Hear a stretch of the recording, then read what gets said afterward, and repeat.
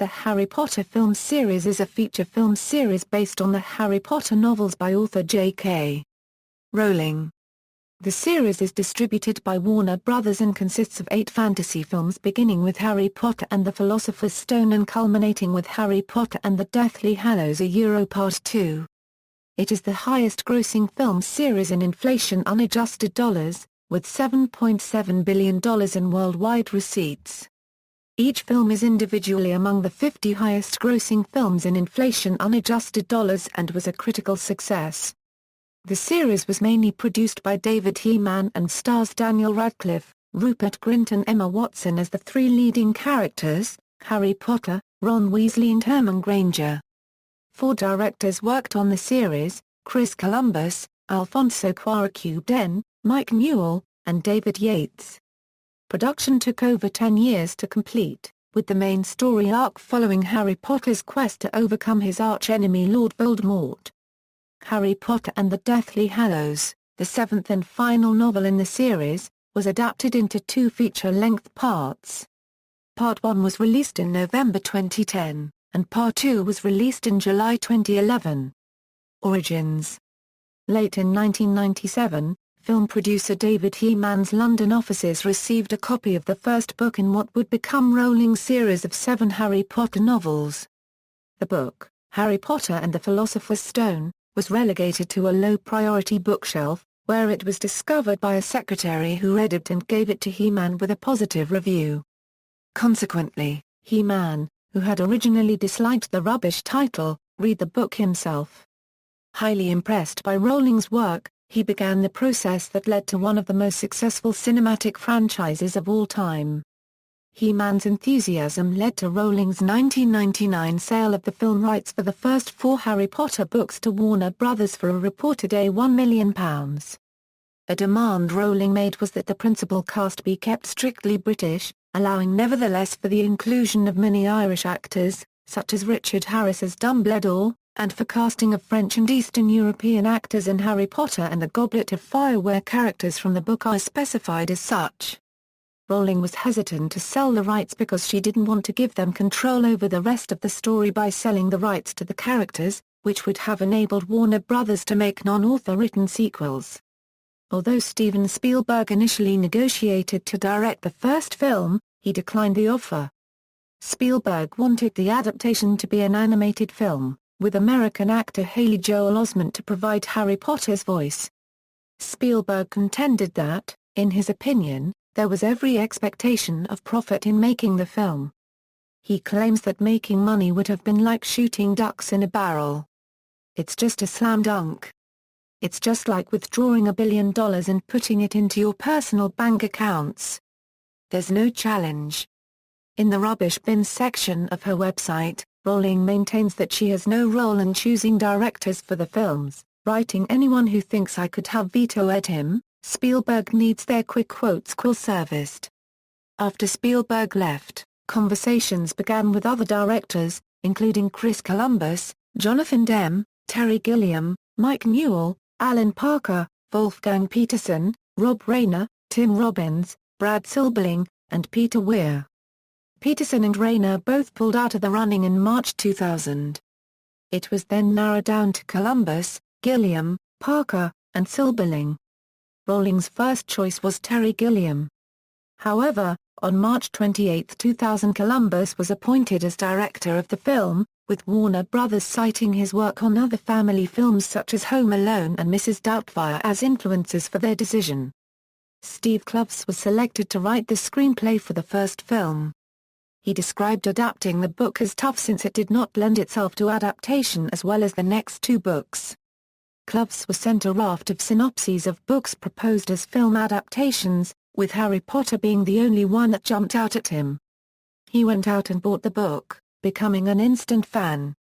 When speaking to Warner Brothers he stated that the film had to be British and true to the characters. David Heyman was confirmed to produce the film.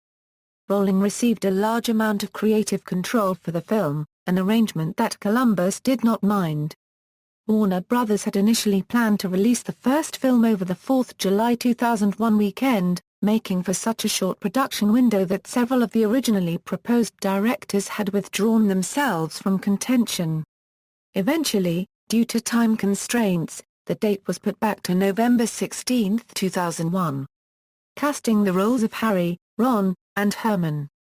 In 2000, after a 7-month search, lead actor Daniel Radcliffe was discovered by producer David Heyman and writer Steve Kloves seated just behind them in a theater.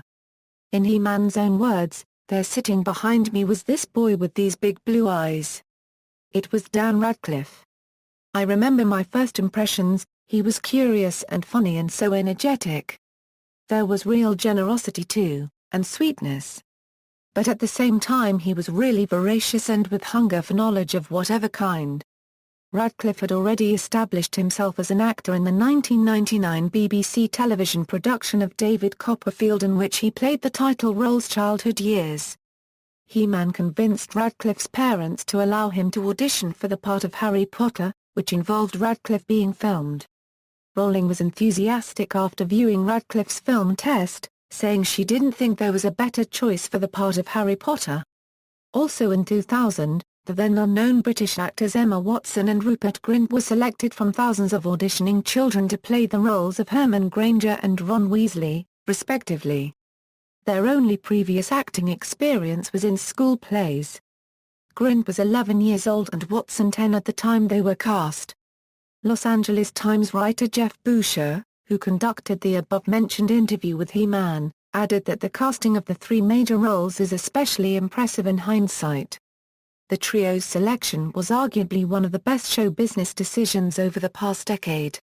They have shown admirable grace and steadiness in the face of teen superstardom.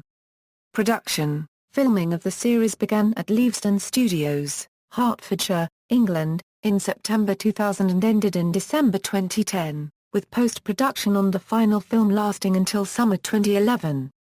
Leavesden Studios was the main base for filming Harry Potter, and it opened to the public as a studio tour in 2012. David Heyman has produced all the films in the series with his production company Heyday Films, while David Barron joined the series as an executive producer on Chamber of Secrets and Goblet of Fire. Barron was later appointed producer on the last 4 films. Chris Columbus was an executive producer on the first 2 films alongside Mark Radcliffe and Michael Barnathan, but he became a producer on the third film alongside Heyman and Radcliffe. Other executive producers include Tanya Siachian and Lionel Weagram. J.K. Rowling, author of the series, was asked to become a producer on Goblet of Fire but declined. However, she accepted the role on the 2-part Deathly Hallows. Heyday Films and Columbus's company 1492 Pictures collaborated with Duncan Henderson Productions in 2001, Miracle Productions in 2002, and P of A Productions in 2004. Even though Prisoner of Azkaban was the final film produced by 1492 Pictures, Heyday Films continued with the franchise and collaborated with Paytalex 4 Productions in 2005. The 6th film in the series, Half-Blood Prince, was the most expensive film to produce as of 2009. Warner Brothers split the 7th and final novel in the series, Deathly Hallows, into 2 cinematic parts. The 2 parts were filmed back-to-back from early 2009 to summer 2010, with the completion of reshoots taking place on December 21, 2010. This marked the end of filming Harry Potter. Heyman stated that Deathly Hallows was shot as one film, but released in 2 feature-length parts. Tim Burke, the visual effects supervisor of the series, said of the production on Harry Potter, "It was this huge family. I think there were over 700 people working at Leavesden, an industry in itself." David Heyman said, "When the first film opened, no way did I think we'd make 8 films. That didn't seem feasible until after we'd done the 4th. Nisha Party, the production consultant on the first film, said that Heyman made the first film very much the way he felt the studio, Warner Brothers, wanted to make it. After the film's success, Heyman was given more freedom. One of the aims of the filmmakers from the beginning of production was to develop the maturity of the films." Chris Columbus stated, "We realized that these movies would get progressively darker. Again, we didn't know how dark, but we realized that as the kids get older, the movies get a little edgier and darker. This transpired with the succeeding 3 directors who would work on the series in the following years, with the films beginning to deal with issues such as death, betrayal, prejudice, and political corruption as the series developed narratively and thematically. Directors: after Chris Columbus had finished working on Harry Potter and the Philosopher's Stone, he was hired to direct the second film, Harry Potter and the Chamber of Secrets. The production started within a week after the release of the first film. Columbus was set to direct all entries in the series, but he did not want to return for the third film, Harry Potter and the Prisoner of Azkaban, claiming he was burned out. He moved to the position of producer, while Alfonso Cuarón was approached for the role of director. He was initially nervous about directing the installment since he had not read any of the books or seen the films. After reading the series, he changed his mind and signed on to direct since he had immediately connected to the story. Because Cuarón decided not to direct the fourth installment, Harry Potter and the Goblet of Fire, a new director had to be selected. Mike Newell was chosen to direct the film, but he declined to direct the next film, Harry Potter and the Order of the Phoenix, which was given to David Yates, who also directed Harry Potter and the Half-Blood Prince and Harry Potter and the Deathly Hallows, becoming the only director to helm more than one film besides Chris Columbus. Chris Columbus says his vision of the first 2 films was of a golden storybook, an old-fashioned look, while Alfonso Cuarón changed the tone of the series, desaturated the color palette, and expanded the landscape around Hogwarts. Mike Newell decided to direct the fourth film as a paranoid thriller, while David Yates wanted to bring a sense of jeopardy and character to the world. Cuarón, Newell, and Yates have said that the challenge was striking a balance between making the films according to their individual vision, while working within a cinematic world already established by Columbus. David Heyman commented on the generosity of the directors by revealing that Chris spent time with Alfonso, Alfonso spent time with Mike and Mike spent time with David, showing him an early cut of the film, talking through what it means to be a director and how they went about making the films. David Heyman also said, "I suppose Chris Columbus was the most conservative choice from the studio's point of view. But he expressed real passion." Producer Tanya Siachian said they were more adventurous in choosing a director for the third film and went straight to Alfonso Cuarón. Mike Newell became the first British director of the series when he was chosen for the fourth film. Newell was considered to direct the first film before he dropped out. David Yates directed the final films after David Heyman thought him capable of handling the edgy, emotional, and political material of the later novels. All the directors have been supportive of each other. Chris Columbus praised the character development in the films, while Alfonso Cuarón admired the quiet poetry of David Yates's films. Mike Newell noted that each director had a different heroism, and David Yates views the first 4 films respectfully and enjoys them. Daniel Radcliffe said Yates took the charm of the films that Chris made and the visual flair of everything that Alfonso did in the thoroughly British, bombastic nature of the film directed by Mike Newell, and added his own sense of realism. Scripts: Steve Kloves wrote the screenplays for all but the 5th film, which was penned by Michael Goldenberg. Kloves had direct assistance of J.K. Rowling, though she allowed him what he described as tremendous elbow room. Rowling once asked Kloves to keep being faithful to the spirit of the books, thus the plot and tone of each film and its corresponding book are virtually the same, albeit with some changes and omissions for purposes of cinematic style, time, and budget constraints. Michael Goldenberg also received input from Rowling during his adaptation of the 5th novel. Goldenberg was originally considered to adapt the first novel before the studio chose Kloves. David Heyman briefly explained the book-to-film transition. He commented on Rowling's involvement in the series, stating that she understood that books and films are different, and was the best support a producer could have. Rowling had overall approval on the scripts, which were viewed and discussed by the director and the producers.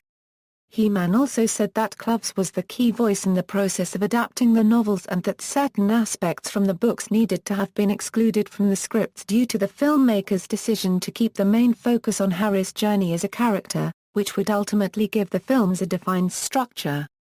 Heyman mentioned that some fans don't necessarily understand the adaptation process, and that the filmmakers would have loved to have everything from the books in the films, but noted that it was not possible since they had neither time nor cinematic structure to do so. He finished by saying that adapting a novel to the screen is a really considered process.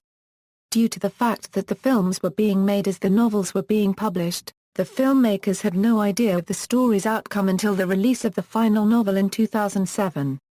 Clough spoke of his relationship with Rowling when adapting the novels by saying, "The thing is about Jo, which is remarkable for someone who had no experience with the filmmaking process, was her intuition. We had a conversation the very first day I met her where she said, 'I know the movies can't be the books. Because I know what's coming and it's impossible to fully dramatize on screen what I'm going to write. But I just ask you to be true to the characters. That's all I care about.'"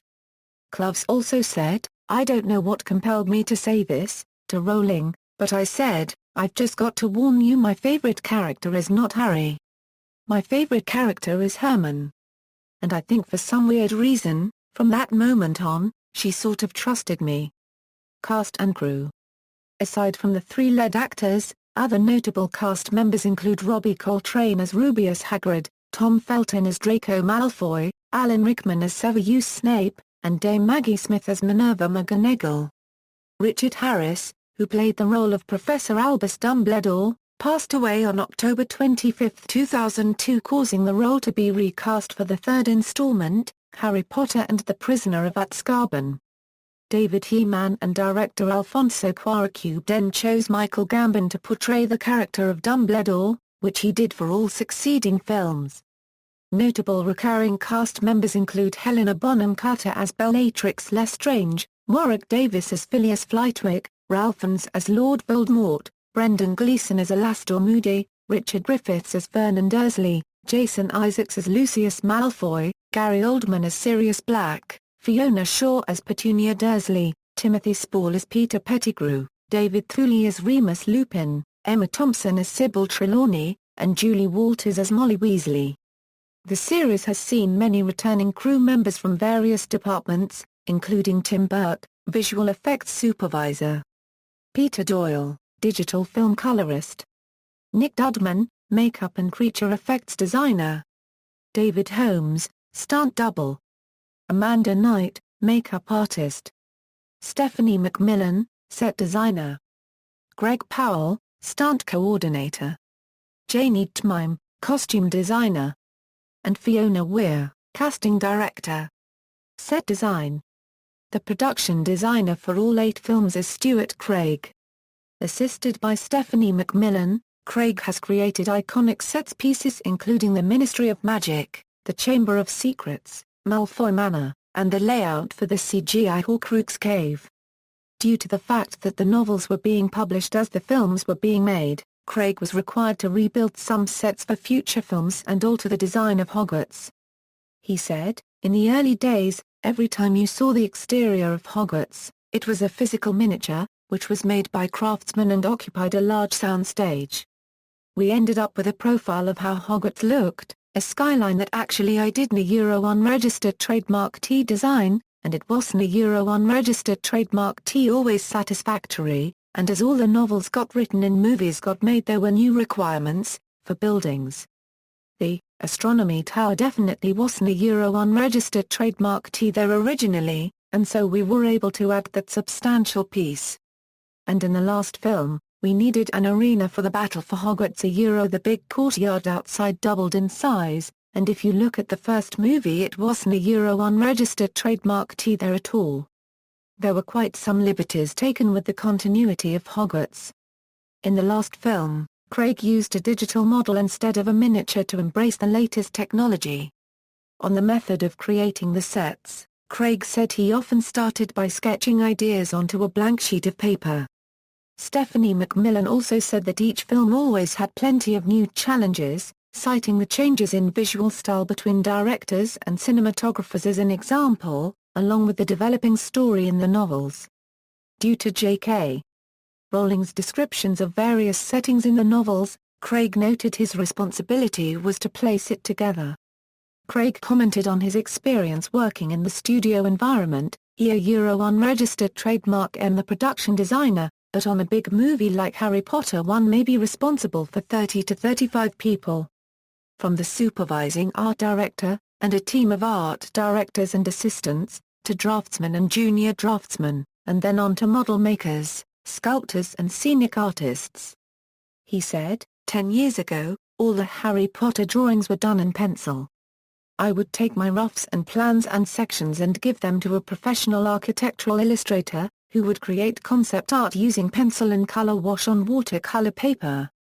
He said the process changed slightly throughout the years due to, what he called, the digital revolution of making films. When filming of the series was completed, some of Craig's sets had to be rebuilt or transported for them to be displayed at the Warner Brothers studio tour. Cinematography. There have been 6 different directors of photography for the series. John Seale worked on the first film, Roger Pratt on the second and fourth, Michael Soresin on the third, Sławomir Idziak on the fifth, Bruno Del Bonell on the sixth, and Eduardo Serra on the seventh and eighth. Del Bonell was considered to return for both parts of Deathly Hallows, but he declined, stating that he was scared of repeating himself. Del Bonell's cinematography in Half-Blood Prince gained the series its only Academy Award nomination for Best Cinematography. As the series progressed, each cinematographer faced the challenge of shooting and lighting older sets in unique and different ways. Chris Columbus said the series' vivid coloring decreased as each film was made, reflecting a more real world. Michael Soresin commented on the change of visual style from the first 2 films to Prisoner of Azkaban. The lighting is moodier, with more shadowing and cross-lighting. Soresin and Alfonso Cuarón then moved away from the strongly colored and brightly lit cinematography of the first 2 films and set the stage for the succeeding 5 films, with the lighting becoming dimmer and the color palette more muted with Roger Pratt's work on the 4th film. Sławomir Idziak provided the 5th film with a cold, blue tint which mirrored the bleakness of the story, and after comparing a range of digital cameras with 35mm film, Bruno Del Bonell decided to shoot the 6th movie, Half-Blood Prince, on film rather than the increasingly popular digital format. This decision was kept for the 2-part Deathly Hallows with Eduardo Serra, who said that he preferred to work with film because it was more technically accurate and dependable. Because the majority of Deathly Hallows takes place in various settings away from Hogwarts, David Yates wanted to shake things up by using different photographic techniques such as using handheld cameras and very wide camera lenses. Eduardo Serra said, "Sometimes we are combining elements shot by the main unit, a second unit, and the visual effects unit. You have to know what is being captured Euro colors, contrast, etc. Euro with mathematical precision." He noted that with Stuart Craig's amazing sets and the story, the filmmakers could not stray too far from the look of the previous Harry Potter films. Editing. Along with continuous changes in cinematographers, there have been 5 film editors to work in post-production on the series. Richard Francis Bruce edited the first installment, Peter Honest the second, Stephen Weisberg the third, Mick Audsley the fourth, and Mark Day films 5 through 8. Music. The Harry Potter series has had 4 composers. John Williams was the first composer to enter the series and is known for creating Hedwig's theme, which is heard at the start of each film. Williams scored the first 3 films, Philosopher's Stone, Chamber of Secrets, and Prisoner of Azkaban. However, the second entry was adapted and conducted by William Ross due to Williams's conflicting commitments. After Williams left the series to pursue other projects, Patrick Doyle scored the 4th entry, Goblet of Fire, which was directed by Mike Newell, with whom Doyle had worked with previously. In 2006, Nicholas Hooper started work on the soundtrack to Order of the Phoenix by reuniting with old friend director David Yates. Hooper also composed the soundtrack to Half-Blood Prince but decided not to return for the final films. In January 2010, Alexander Desplat was confirmed to compose the score for Harry Potter and the Deathly Hallows Euro Part 1. The film's orchestration started in the summer with Conrad Pope, the orchestrator on the first 3 Harry Potter films, collaborating with Desplat. Pope commented that the music reminds one of the old days. Desplat returned to score Harry Potter and the Deathly Hallows Part 2 in 2011. Director David Yates stated that he wanted John Williams to return to the series for the final installment, but their schedules did not align due to the urgent demand of a rough cut of the films sooner than was possible. The final recording sessions of Harry Potter took place on May 27, 2011 at Abbey Road Studios with the London Symphony Orchestra, orchestrator Conrad Pope, and composer Alexander Desplat. Doyle, Hooper, and Desplat introduced their own personal themes to their respective soundtracks, while keeping a few of John Williams's themes. Visual effects. There have been many visual effects companies to work on the Harry Potter series. Some of these include Rising Sun Pictures, Double Negative, Cinesite, Framestore, and Industrial Light and Magic. The latter three have worked on all the films in the series, while Double Negative and Rising Sun Pictures began their commitments with Prisoner of Azkaban and Goblet of Fire, respectively. Framestore contributed by developing many memorable creatures and sequences to the series. Cinesite was involved in producing both miniature and digital effects for the films.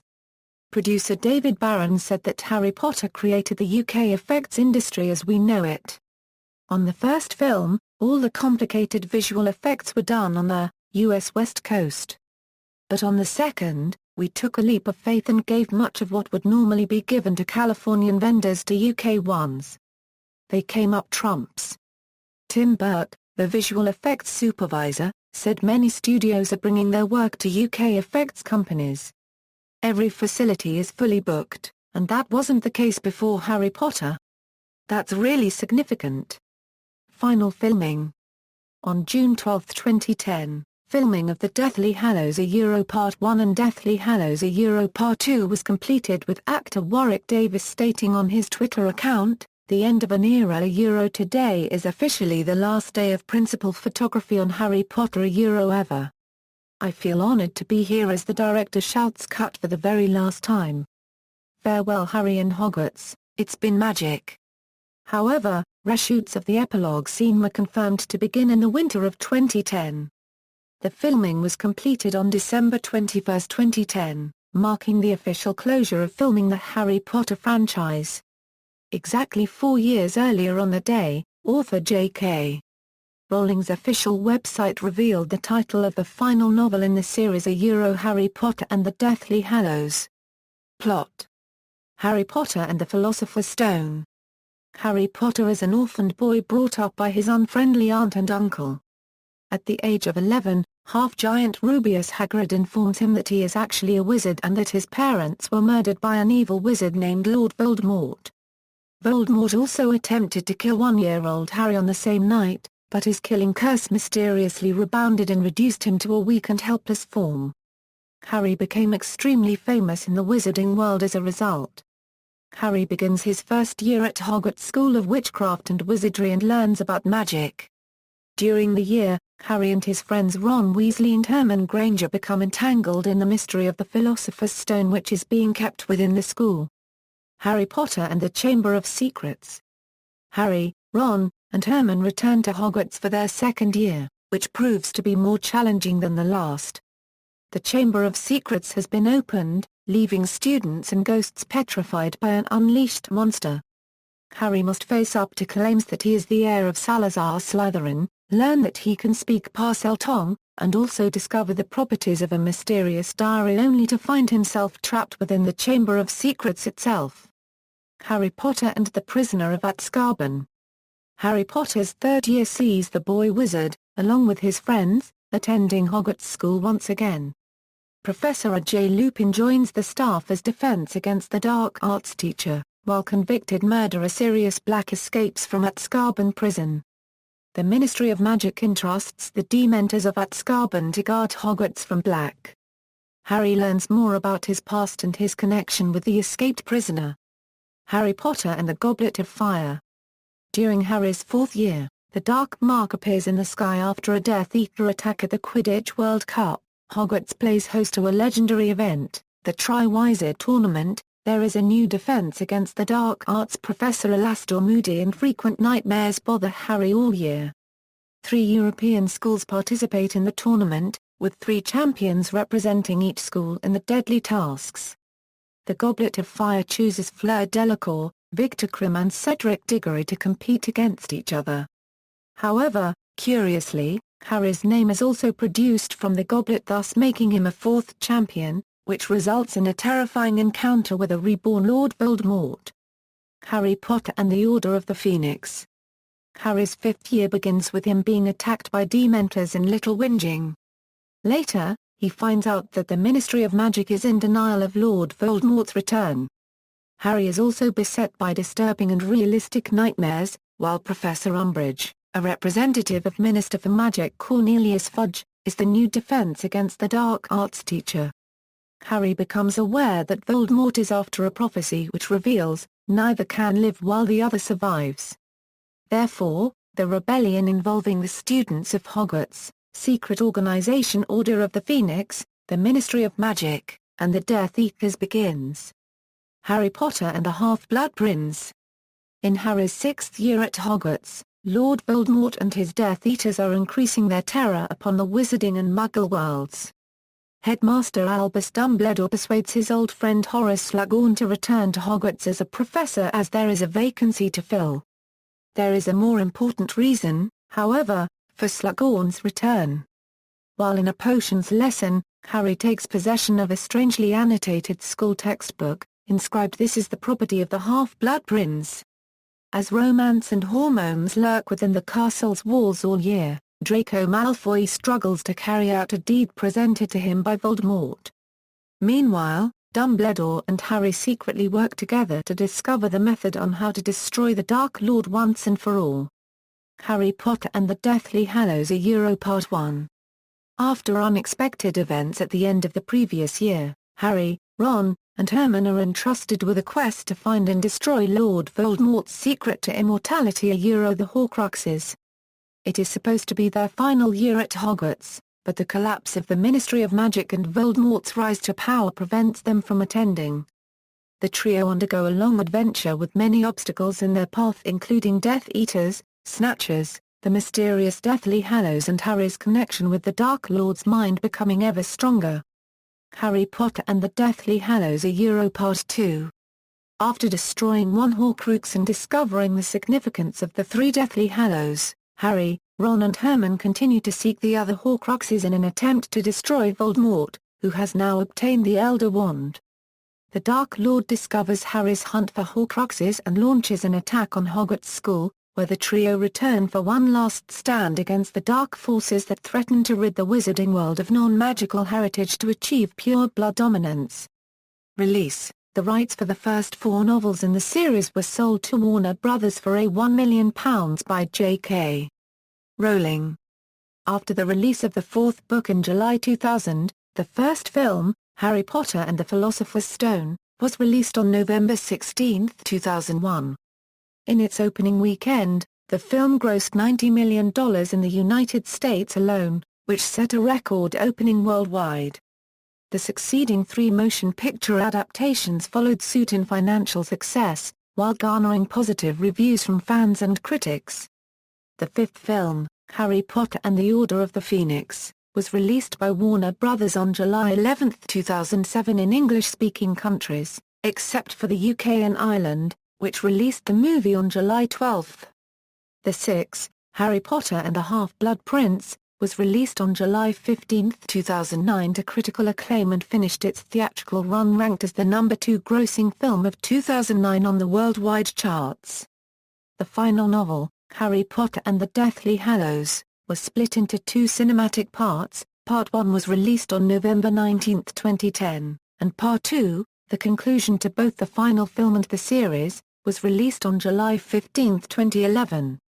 Part 1 was originally scheduled to be released in 3D and 2D, but due to a delay in the 3D conversion process, Warner Brothers released the film only in 2D and IMAX cinemas. However, Part 2 was released in 2D and 3D cinemas as originally planned. Reaction: critical response: all the films have been a success financially and critically, making the franchise one of the major Hollywood tentpoles akin to James Bond, Star Wars, Indiana Jones and Pirates of the Caribbean. The series is noted by audiences for growing visually darker and more mature as each film was released. However, opinions of the films generally divide book fans, with some preferring the more faithful approach of the first two films and others preferring the more stylized character-driven approach of the later films. Some also feel the series has a disjointed feel due to the changes in directors, as well as Michael Gambon's interpretation of Albus Dumbledore differing from that of Richard Harris. Author J.K. Rowling has been constantly supportive of the films, and evaluated Deathly Hallows as her favorite one in the series. She wrote on her website of the changes in the book-to-film transition, "It is simply impossible to incorporate every one of my storylines into a film that is to be kept under 4 hours long. Obviously films have restrictions novels do not have constraints of time and budget. I can create dazzling effects relying on nothing but the interaction of my own and my readers' imaginations." Review aggregate results, accolades, at the 64th British Academy Film Awards in February 2011, J.K. Rowling, David Heyman, David Barron, David Yates, Alfonso Cuarón, Mike Newell, Rupert Grint and Emma Watson collected the Michael Balcon Award for Outstanding British Contribution to Cinema for the series. In addition, the American Film Institute recognized the entire series with a special award at the American Film Institute Awards in 2011. Special awards are given to outstanding achievements in the moving image that do not fit into AFI's criteria for the other honorees. In its press release, the Institute referred to the films as a landmark series. 8 films that earned the trust of a generation who wished for the beloved books of J.K. Rowling to come to life on the silver screen. The collective wizardry of an epic ensemble gave us the gift of growing older with Harry, Ron and Hermione as the magic of Hogwarts sprung from the films and into the hearts and minds of Muggles around the world. Harry Potter was also recognized by the BAFTA Los Angeles Britannia Awards, with David Yates winning the Britannia Award for Artistic Excellence in Directing for his 4 Harry Potter films. 6 of the 8 films were nominated for a total of 12 Academy Awards. However, the series did not win any. Some critics, fans, and general audiences have expressed disappointment that the series has not captured any Oscars for its achievements. However, detractors have pointed that certain films in the series have had uneven reviews, in contrast to the 3 films of The Lord of the Rings, which were all critically acclaimed. This has been partially attributed to the Harry Potter franchise going through several directors with their own styles, something that the Academy reportedly does not favor, in contrast to the Lord of the Rings trilogy, which was filmed in one massive undertaking by the same director, writer, and producer. Although not successful at the Oscars, the Harry Potter series has gained success in many other award ceremonies, including the annual Saturn Awards and Art Directors Guild Awards. The series has also gained a total of 24 nominations at the British Academy Film Awards presented at the annual BAFTAs, winning only Best Special Visual Effects for Deathly Hallows Part 2, and 5 nominations at the Grammy Awards. Philosopher's Stone achieved 7 BAFTA Award nominations, including Best British Film and Best Supporting Actor for Robbie Coltrane. The film was also nominated for 8 Saturn Awards and 1 for its costumes design. It was also nominated at the Art Directors Guild Awards for its production design and received the Broadcast Film Critics Award for Best Live-Action Family Film along with gaining 2 other nominations. Chamber of Secrets won the award for Best Live-Action Family Film in the Phoenix Film Critics Society. It was nominated for 7 Saturn Awards, including Best Director and Best Fantasy Film. The film was nominated for 4 BAFTA awards and a Grammy Award for John Williams's score. Prisoner of Azkaban won an Audience Award, as well as Best Feature Film, at the BAFTA Awards. The film also won a BMI Film Music Award along with being nominated at the Grammy Awards, Visual Effects Society Awards, and the Amanda Awards. Goblet of Fire won a BAFTA Award for Best Production Design as well as being nominated at the Saturn Awards, Critics' Choice Awards, and the Visual Effects Society Awards. Order of the Phoenix picked up 3 awards at the inaugural ITV National Movie Awards. At the Empire Awards, David Yates won Best Director. composer Nicholas Hooper received a nomination for a World Soundtrack Discovery Award. The film was nominated at the BAFTA Awards, but did not win for Best Production Design or Best Special Visual Effects. Half-Blood Prince was nominated for BAFTA Awards in Production Design and Visual Effects, and it was in the longlists for several other categories, including Best Supporting Actor for Alan Rickman. Amongst other nominations and wins, the film also achieved Best Family Movie at the National Movie Awards as well as Best Live-Action Family Film at the Phoenix Film Critics Society Awards, along with being nominated for Best Motion Picture at the Satellite Awards. Deathly Hallows a Euro Part 1 gained 2 nominations at the BAFTA Awards for Best Makeup and Hair and Best Visual Effects, along with receiving nominations for the same categories at the Broadcast Film Critics Association Awards. Eduardo Serra's cinematography and Stuart Craig's production design were also nominated in various award ceremonies, and David Yates attained his second win at the Empire Awards, this time for Best Fantasy Film. He also obtained another Best Director nomination at the annual Saturn Awards, which also saw the film gain a Best Fantasy Film nomination. Deathly Hallows a Euro Part 2 was released to critical acclaim, gaining a mix of audience awards. Part 2 of Deathly Hallows was also recognized at the Saturn Awards as well as the BAFTA Awards, where the film achieved a win for Best Special Visual Effects. Box office, as of 2012. The Harry Potter film franchise is the highest-grossing film franchise of all time, with the 8 films released grossing over $7.7 billion worldwide. Without adjusting for inflation, this is higher than the first 22 James Bond films and the 6 films in the Star Wars franchise. Chris Columbus's Philosopher's Stone became the highest-grossing Harry Potter film worldwide upon completing its theatrical run in 2002, but it was eventually topped by David Yates's Deathly Hallows a Euro Part 2, while Alfonso Cuarón's Prisoner of Azkaban grossed the least. All-time ranks, spin-off film. On September 12, 2013, Warner Bros. Announced that J.K. Rowling was writing a script based on her book Fantastic Beasts and Where to Find Them and the adventures of its fictional author Newt Scamander, set 70 years before the adventures of Harry Potter. The film would mark Rowling's Euro unregistered trademark's screenwriting debut and is planned as the first movie in a new series. According to Rowling, after Warner Bros. Came suggesting an adaptation, she wrote a rough draft of the script in 12 days. She said, "It wasn't a great draft but it did show the shape of how it might look. So that is how it all started." On March 29, 2014, the New York Times reported that a trilogy is scheduled and the film will begin in New York. On May 13, 2014, Warner Bros. Dated Fantastic Beasts and Where to Find Them for release in November 18, 2016. Notes. References. External links. Official website, Growing Up with Harry Potter, a Euro photo essay by Time. 1, Harry Potter United States Postal Service.